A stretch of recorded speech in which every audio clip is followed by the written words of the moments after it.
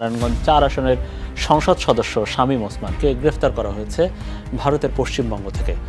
উত্তর ২৪ পরগনা জেলার জামদানি এলাকা থেকে তাকে আটক করে পশ্চিমবঙ্গ পুলিশের স্পেশাল টাস্ক ফোর্স। আদালতে নেওয়া হলে ১৪ দিনের বিচার বিভাগীয় জেল হেফাজতের নির্দেশ দেন বারাসাত জেলা আদালত। পশ্চিমবঙ্গ পুলিশ জানায় ভুয়া নথি তৈরি করে ভারতে বসবাস করছিলেন তিনি। ভারতে গ্রেফতার হয়েছেন বাংলাদেশের একাধিক মামলার আসামি নারায়ণগঞ্জ ৪ আসনের সংসদ সদস্য শামীম ওসমান। পশ্চিমবঙ্গের নদিয়া জেলা থেকে তাকে গ্রেফতার করা হয়। আমরা গণমাধ্যমে জানতে পারলাম যে তারেক জিয়া সাহেব দেশে ফিরছেন। বিজয়ের বেশে খুব দ্রুত দেশে ফিরছেন তারেক রহমান। 10-12 বছর যাবত বাংলাদেশের কোনো ভোটার, কোনো মানুষ, সেটি নতুন প্রজন্ম হোক, সেটি পুরনো প্রজন্ম হোক, কেউ ভোট দিতে পারে না। আজ বিএনপির প্রতিজ্ঞা দেশের মানুষের কাছে, আসুন আমাকে ভোট দিতে হবে এমন কোনো কথা নেই। আপনার ভোট আপনিই দিবেন, যাকে ইচ্ছা আপনিই দিবেন, কিন্তু আমার হাতকে আপনি শক্তিশালী করুন, আমাকে সহযোগিতা করুন, যাতে আমি আপনার ভোটের অধিকার প্রতিষ্ঠা করতে পারি। লন্ডন থেকে শীঘ্রই দেশে ফিরবেন বিএনপির ভারপ্রাপ্ত চেয়ারম্যান তারেক রহমান। সেই প্রস্তুতি চলছে জানিয়ে দলের নীতি নির্ধারকরা বলেন, দেশে এসেই মামলা সাজা আইনগতভাবে মোকাবেলা করবেন তিনি। হ্যাঁ, এটাই চাই বাংলাদেশের শত কোটি মানুষ, বিশেষ করে যারা বিএনপির কর্মী ও সমর্থক রয়েছেন, তারা সকলেই চায় যে তার প্রিয় নেতা তারেক রহমান তিনি দেশে আসুক এবং তার উপস্থিতিতেই তার কর্মী এবং সমর্থকরা তাকে নিয়ে বাংলাদেশের রাজনীতি করুক। বিশেষ করে তারেক রহমানের দেশে আসার বিষয়ে খালেদা জিয়া তিনি যে বক্তব্য দিয়েছিলেন বেশ কিছুদিন আগে, যে তারেক রহমান দেশে আসবে এবং বীরের বেশে দেশে আসবে এবং তাকে কেউ কোনোভাবে হয়রানি করতে পারবে না, গ্রেফতার করতে পারবে না। তারেক রহমানের দেশে ফিরে আসাকে ঠেকাতে পারবে না ইনশাআল্লাহ। তিনি যেদিন বাংলার মাটিতে ফিরবেন সেদিন ওই জিয়া বিমানবন্দরে লক্ষ কোটি মানুষ তাকে বরণ করতে যাবে। হ্যাঁ, অবশেষে সেই অপেক্ষার অবসান হতে যাচ্ছে। তারেক রহমান অতি শীঘ্রই তিনি দেশে ফিরতেছেন। অন্যদিকে ভারতে পালিয়ে যাওয়া শামীম ওসমান খেলা হবে খ্যাত নারায়ণগঞ্জের সাবেক যে সংসদ সদস্য, সে ভারতে ধরা পড়ে গিয়েছে। তো দর্শক, এ বিষয়ের কিছু অংশ ভিডিওর শুরুতে শিরোনামে আপনারা দেখে এসেছেন, বিস্তারিত দেখবেন পুরো ভিডিও জুড়ে। এ বিষয়গুলো দেখার পূর্বে আপনাদের একটা অনুরোধ করব, যারা আমাদের চ্যানেলে নতুন আসছেন চ্যানেলটি সাবস্ক্রাইব করে অল ক্লিক করে বেল আইকনটি চালু করে দিবেন, তাহলে নিত্য নতুন পরিবেশন করা আলোচিত সংবাদগুলো অটোমেটিকভাবে আপনারা পেয়ে যাবেন। দর্শক চলুন আমরা দেখব যে খেলা হবে খ্যাত শামীম ওসমান যে ভারতে ধরা পড়েছে, সেটা আমরা দেখার পূর্বে প্রথমে একটু দেখব যে তারেক রহমান যে বীরের বেশে দেশে ফিরে আসতেছে, কবে কিভাবে তিনি দেশে আসতেছে সেটা আমরা দেখে এরপরে আমরা ওই বিষয়টা দেখবো। ধৈর্য ধরে একটা লাইক দিয়ে ভিডিও দেখতে খুব দ্রুত দেশে ফিরছেন তারেক রহমান। সূত্রের খবর, গোপালগঞ্জের ছাত্রলীগ নেতার মামলা থেকে খালাস পেলেন তারেক রহমান। গত 10-12 বছর যাবত বাংলাদেশের কোনো ভোটার, কোনো মানুষ, সেটি নতুন প্রজন্ম হোক, সেটি পুরনো প্রজন্ম হোক, কেউ ভোট দিতে পারে না। আজ বিএনপির প্রতিজ্ঞা দেশের মানুষের কাছে, আসুন আমাকে ভোট দিতে হবে এমন কোনো কথা নেই। আপনার ভোট আপনিই দিবেন, যাকে ইচ্ছা আপনিই দিবেন, কিন্তু আমার হাতকে আপনি শক্তিশালী করুন, আমাকে সহযোগিতা করুন, যাতে আমি আপনার ভোটের অধিকার প্রতিষ্ঠা করতে পারি। আসুন আজকে আমাদের স্লোগান হোক। গোপালগঞ্জের আদালতে জেলা ছাত্রলীগের সাবেক সভাপতির দায়ের করা মানহানি মামলা থেকে খালাস পেয়েছেন বিএনপির ভারপ্রাপ্ত চেয়ারম্যান তারেক রহমান। মঙ্গলবার 27 আগস্ট গোপালগঞ্জের chief judicial magistrate Mohammad Shahadat Hossain Bhuiyan এই আদেশ দেন। মামলা সূত্রে জানা গেছে, 2014 সালের 21 ডিসেম্বর গোপালগঞ্জের জেলা ছাত্রলীগের তৎকালীন সভাপতি আব্দুল হামিদ বাদী হয়ে বিএনপির ভারপ্রাপ্ত চেয়ারম্যান তারেক রহমানের বিরুদ্ধে আওয়ামী লীগ ও দলটির সহসভাপতি শেখ হাসিনাকে নিয়ে কটূক্তি অভিযোগ এনে সিনিয়র জুডিশিয়াল ম্যাজিস্ট্রেটের আদালতে মানহানি মামলা করেন। দীর্ঘ 9 বছর বিচার কার্য চলার পর মঙ্গলবার এই মামলাটি থেকে তারেক রহমানকে খালাস দেয় আদালত। গোপালগঞ্জ চিফ জুডিশিয়াল ম্যাজিস্ট্রেট আদালতের বেঞ্চ সহকারী স্বপন কুমার উঝা এসব তথ্য নিশ্চিত করে বলেন, বিএনপির ভারপ্রাপ্ত চেয়ারম্যান তারেক রহমানের বিরুদ্ধে মানহানি মামলার অভিযোগ এনে গোপালগঞ্জের আদালতে একটি মামলা করেন তৎকালীন জেলা ছাত্রলীগের সভাপতি আব্দুল হামিদ। দীর্ঘদিন চিফ জুডিশিয়াল ম্যাজিস্ট্রেট আদালতে মামলাটি বিচার কার্য চলমান ছিল। আজ মামলাটি থেকে তারেক রহমানকে খালাস দেওয়া হয়েছে। আমার এজেন্ডা হচ্ছে, আমি আমার নেতা কর্মী, আমার সমর্থক সকলকে নিয়ে বাংলাদেশে আগামী দিনে মানুষের ভোটের অধিকার প্রতিষ্ঠা করব।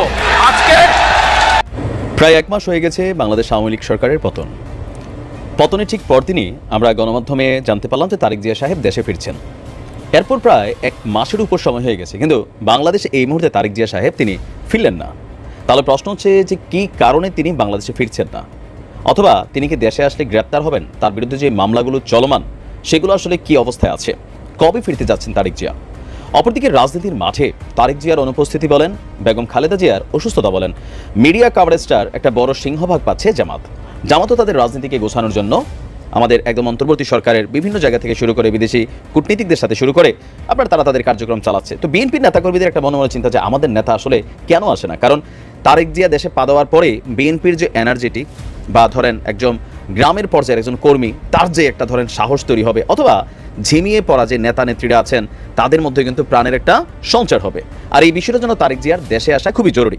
তো অবশেষে আমি প্রথমে তারেক জিয়া সাহেবকে ধন্যবাদ দিতে চাই যে এই সিদ্ধান্তটা নেওয়ার জন্য। আমরা বাংলাদেশে বরাবরই দেখি যে ধরেন কোনো একটা সরকার ক্ষমতা থেকে পড়লে, যেমন এই মুহূর্তে শেখ হাসিনার নামে প্রায় 100-এর উপরে মামলা, বেগম খালেদা জিয়ার নামে প্রচুর মামলা ছিল, তারেক জিয়া সাহেবের নামে প্রচুর মামলা আছে।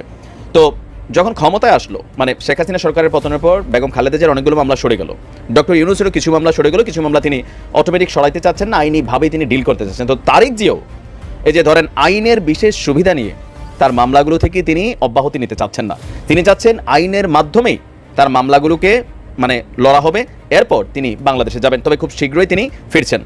আপনার বিএনপির ভারপ্রাপ্ত চেয়ারম্যান তারেক জিয়ার আপনার কোনো বিশেষ সুবিধায় নয়, আইনি প্রক্রিয়ায় মামলা থেকে মুক্ত হতে চাচ্ছেন। তার আইনজীবীরা বলছেন যে দেশে ফিরতে চাচ্ছেন তারেক জিয়া, আর মামলা হতে মুক্ত হতে দেশে ফিরে তাকে প্রথমে যেতে হবে আদালতে, আর ন্যায় বিচারের স্বার্থে আদালত নিশ্চয়ই বিশেষ ভূমিকা রাখবে বলেই মনে করা হচ্ছে। গত 16 বছর যাবৎ লন্ডনে যে ভিসাতে তিনি এই মুহূর্তে আছেন সেটা হচ্ছে পলিটিক্যাল কি বলে যে আশ্রয়, মানে রাজনৈতিক আশ্রয়ের যেই ভিসাটা। তো 16 বছর পরে সেই 111 এবং আওয়ামী লীগ সরকারের সময় তার বিরুদ্ধে অর্ধশতাধিক মামলা হয়েছে। এর মধ্যে 21শে আগস্ট গ্রেনেড হামলায় যাবজ্জীবন কারাদণ্ড সহ 5টি মামলায় তিনি সাজাপ্রাপ্ত। রাজনৈতিক পট পরিবর্তনের পর তারেক রহমানের দেশে ফেরার ক্ষেত্রে প্রধান বাধাগ্রস্ত মামলাগুলো হচ্ছে এই মামলাগুলো। তবে তার যিনি আইনজীবী আছেন ব্যারিস্টার কায়সার, তিনি বলছেন বিশেষ কোনো সুবিধায় নয়, আইনি প্রক্রিয়ায় তাকে নির্দোষ প্রমাণ করে মামলা থেকে আমরা মুক্ত করব, তারপরেই নির্দোষ ব্যক্তি হিসাবেই বাংলাদেশে আসতে চান তারেক রহমান। তারেক রহমানের পাসপোর্টও এই মুহূর্তে কিছুটা ঝামেলা আছে, কারণ তার পাসপোর্টটা নবায়ন করতে দেয়নি আওয়ামী লীগ সরকার। তারেক রহমান আইনের প্রতি শ্রদ্ধাশীল, তিনি সংবিধানের প্রতি শ্রদ্ধাশীল, যে কারণে ওনার বিরুদ্ধে যেসব মামলার রায় হয়েছে সেগুলো তিনি এবং তার দলের যে আইনজীবীরা আছেন তারা মোকাবেলা করবেন, আর যেগুলোর রায় হয়নি সেগুলোর বিষয়েও আপনার আইনগতভাবে তারা পদক্ষেপ নিতে যাচ্ছে।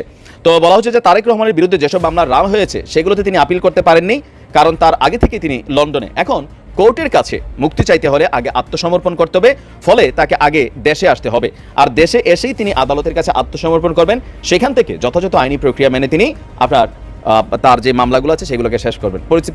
পরিকল্পনা সুন্দর, আমরা দেখেছি বাংলাদেশের রাজনৈতিক মানে প্রেক্ষাপটে এগুলো হয়। আবার ডক্টর ইউনূস সাহেব দেখেন, এই যে বিশেষ সুবিধা তিনি তার সবগুলো মামলা খালাস করতে দেননি। তিনি বলেছেন আমি এটা নিয়ে আইনিভাবে লড়বো। এতদিন আদালত পক্ষপাত দুষ্ট ছিল, ইনভেস্টিগেশন রিপোর্ট যারা তৈরি করতো প্রশাসন পক্ষপাত দুষ্ট ছিল, যার কারণে সরকার যারা অপছন্দ করতো তার বিরুদ্ধে পুরো সিস্টেম কাজ করতো। এখন যেহেতু একটা নিরপেক্ষ অবস্থান তৈরি হচ্ছে, সো এই ক্ষেত্রে তারেক জিয়া সাহেব মনে করছেন বা ডক্টর ইউনূসও মনে করছেন যে ইয়েস, আমরা আইনের মাধ্যমেই প্রমাণ করবো যে আমরা নির্দোষ। তো এই সময়টা কতদিন লাগবে? বড় জোর 1 মাস। 1 মাসের মধ্যেই এই কাজগুলো হয়ে যাবে, আর আগামী 1 মাস পরেই বাংলাদেশে ফেরার ইচ্ছা প্রকাশ করেছেন জনাব তারেক রহমান। দেখা যাক পরিস্থিতি কোন দিকে যায়। লন্ডন থেকে শীঘ্রই দেশে ফিরবেন বিএনপির ভারপ্রাপ্ত চেয়ারম্যান তারেক রহমান। সেই প্রস্তুতি চলছে জানিয়ে দলের নীতি নির্ধারকরা বলেন, দেশে এসেই মামলা সাজা আইনগতভাবে মোকাবেলা করবেন তিনি। প্রতিহিংসার শিকার হলেও নেতাকর্মীদের সহনশীল থাকার নির্দেশনা দিয়েছেন তিনি। নারায়ণগঞ্জের বহুল আলোচিত সমালোচিত সাবেক সংসদ সদস্য AKM শামীম ওসমানকে সর্বশেষ দিল্লির নিজামুদ্দিন আউলিয়ার মাজারে দেখা গেছে।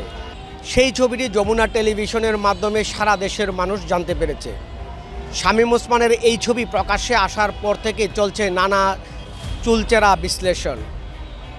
গত 5ই আগস্ট শেখ হাসিনা সরকারের পতনের পর থেকে শামীম ওসমানকে আর প্রকাশ্যে দেখা যায়নি।